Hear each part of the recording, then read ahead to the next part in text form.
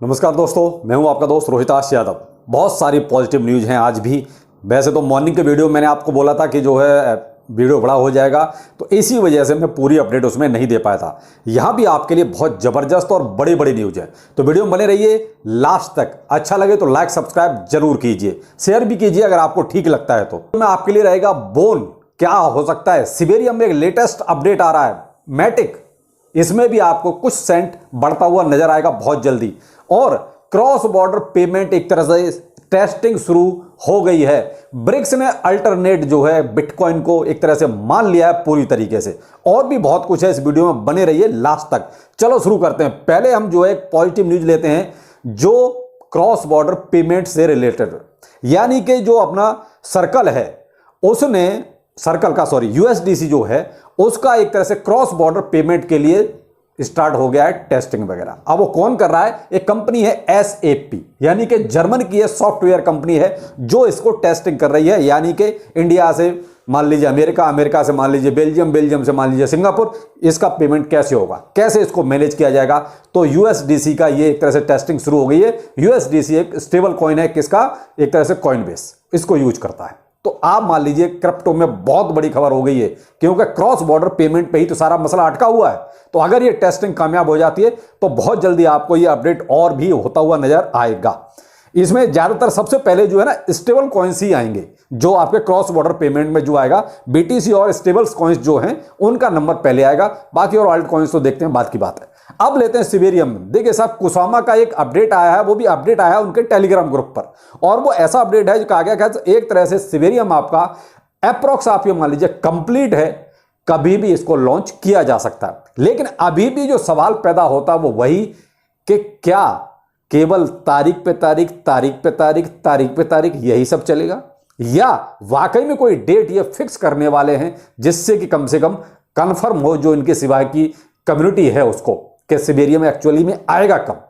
Kusama ये बोलता जरूर रहता भाई, ये कुसामा से एक तरह से कंप्लेंट ही है कि भाई या तो आप आगे इस तरह का कंप्लेंट वो क्या कहते हैं, ट्वीट मत करो या टेलीग्राम पे मत कमेंट करो, लेकिन अगर आप कर रहे हो तो फिर कुछ फैक्ट लेके आओ जिससे कि कम्युनिटी कम से कम उसमें किसी झांसे में ना रहे। देखते हैं क्या होता है भाई। इन्होंने कहा कि लगभग लास्ट स्टेज और लगभग कंप्लीट है, कभी भी आ सकती है। अब कब आएगी वो कभी भी में चल रहा है, लेकिन इसका इंपैक्ट आपको देखिए बोन पे जरूर नजर आ रहा है। अब कल ये सिबेरियम ट्रेंडिंग में था ट्विटर पर, लेकिन बोन आपका लगभग 5% अभी भी ऊपर चल रहा है और 0.8583 इस दरमियान में घूम रहा है, यानी सेंट में।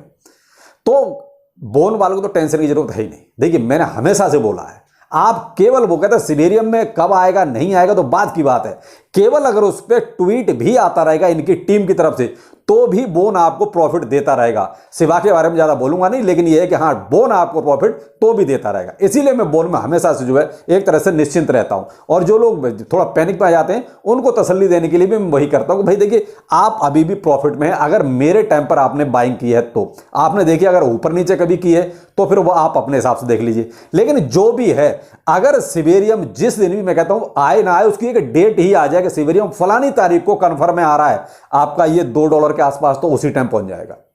बाकी तो बात की बात है।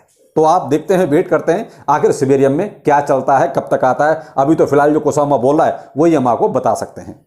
हम ब्रिक्स के बारे में मैंने आपको पहले भी अपडेट दिया है कि देखिए कहीं ना कहीं ब्रिक्स जो कंट्रीज हैं वो एक अल्टरनेट ढूंढ रहे हैं, डॉलर को छोड़ना चाहते हैं, यानी कि डी डॉलराइजेशन से अमेरिका भी परेशान है।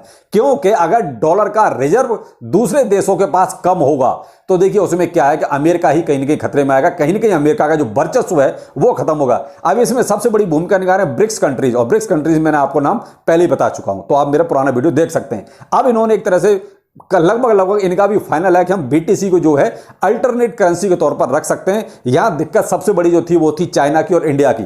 देखिए चाइना इंडिया के रुपए को नहीं अपनाएगा और इंडिया जो है चाइना की येन को नहीं अपनाएगा, तो उसका अल्टरनेट और क्या हो सकता है? तो उसका अल्टरनेट बीटीसी है। और बीटीसी को इन्होंने एक तरह से वो कहते हैं ब्लॉकचेन आधारित है, डिसेंट्रलाइज एक तरह से तरीके से इसको अपनाया जा सकता है, तो इसलिए बीटीसी पर लगभग इनकी सहमति बन गई है। तो कहीं ना कहीं अमेरिका के लिए दिक्कत है कि डी डॉलराइजेशन शुरू हो गया है। खौफ देखिए, एसएससी ने जो है क्या करा है, ब्लॉकीफाई जो एक बैंक करप्ट आपने पीछे आप ये मान लीजिए 3-4 महीने 5 महीने पहले की बात है, जब ब्लॉकफाई को अच्छा खासा नाम चलता था, अच्छा खासा इसका फजीयत भी हुई, क्योंकि ये बैंकरप्ट हुआ। अब उस पर फाइन भी लगा था। $30 मिलियन का जो फाइन था वो एक तरह से एसएससी ने हटा दिया है। अब क्यों हटाया है? क्योंकि कहीं ना कहीं अमेरिका में जो ये एसएससी ने भसड़ फैलाई थी उसका एक तरह से वो कहते हैं कि डैमेज कंट्रोल किया जा रहा है। किसी तरीके से वो सारी संस्थाएं जो पहले चल रही थी उनको दोबारा से खड़ा करना है। क्यों?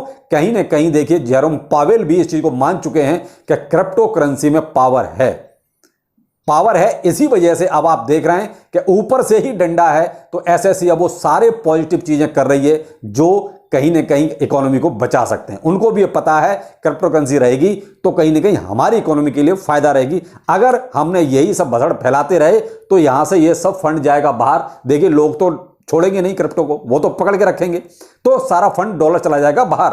तो इसलिए किसी भी तरीके से आप रोकना है। यही चीज आप ईटीएफ में देख रहे हैं। जो ईटीएफ का मैंने कल ही आपको इसी चैनल पर वीडियो दिया है, कल का जरूर देखिएगा, कि वो ईटीएफ का धमाल वो इस थंबनेल पे लिखा हुआ है। तो वो चीज देखिए कहीं ना कहीं अब एसएससी को या यूएस गवर्नमेंट को ये चीज समझ में आ गई, इसीलिए वो फटाफट अब जो है ईटीएफ की अप्रूवल देना शुरू कर रहे हैं। एक कंपनी को दे भी दिया है, मॉर्निंग वाले वीडियो में आपको कंफर्म कर चुका हूं। इंतजार है स्पॉट में कि जिस दिन स्पॉट में ये ईटीएफ की अप्रूवल मिलने लगेगी उस दिन देखिए आपका बीटीसी क्या और धमाल दिखाएगा। यानी जितना भी डोमिनेंस जो बढ़ रहा है वो बीटीसी में बढ़ रहा है।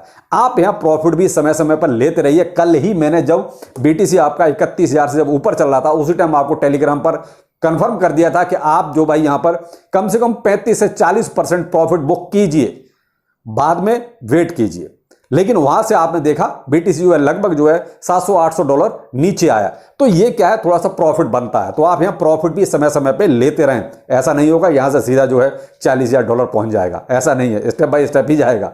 तो आप बीच में जो प्रॉफिट मिलता है उसको ब्रोक करते रहें। जरूर नहीं कि इसमें ही हो रहा है, बीटीसी में जिसमें भी आपके पास होल्डिंग है उसमें भी आजकल प्रॉफिट हो ही रहा है। लेकिन उन्हीं को है जिन्होंने डिप में कहीं अभी हाल फिलहाल में बाय किया है। अब जिन्होंने ऊपर लिया हुआ है भाई तो वो तो इंतजार ही करें थोड़ा सा और, जब तक ये मार्केट सुधरता नहीं है।